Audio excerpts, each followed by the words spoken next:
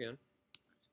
Members of BFW, this is Pepto and Lord Bear coming to you live from Bear's office at the VA. Hail, Lord Bear. Hail the great me. Leady. Hail me. Hail the great leader.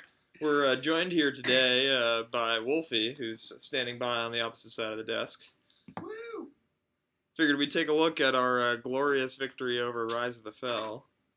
So let's start with Ragnar's phenomenal hit on their number 8. For just a point before we get on to that. So having updated the stats, Ragnar has now taken the lead, supplanting DJ in the number 1 spot. Few thought this was statistically possible, but somehow Ragnar has pulled this out. What a feat. Well, let's take a look.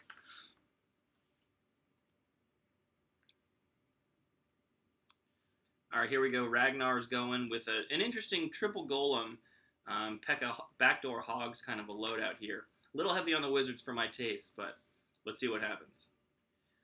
And you see there he's using 1 archer in each of the corners in order to take out those so that he doesn't have to waste time at the end of the battle. And that's a nice move. You know, you always want to account for those corner huts.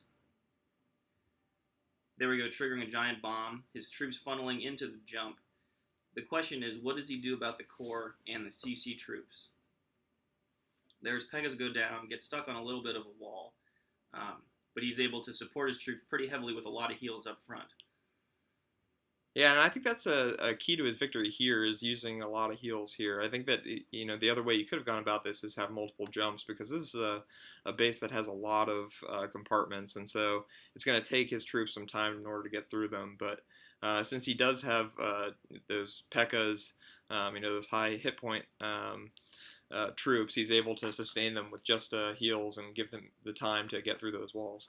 And there's the nice twist. The rest of his troops jump into the core. He goes Rage Core, and they shred the middle there.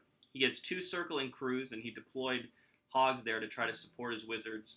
And now it's just going to be a numbers game as the rest of his army tries to kill the rest of these defensive buildings. And we'll speed it up for the last here. See that he's finally coming in on those last couple of buildings and gets the 3-star.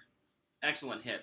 And again, I think his golems got stuck a little bit early, but on the whole, the good principles with a double circle and a great core rage that made this possible for Ragnar.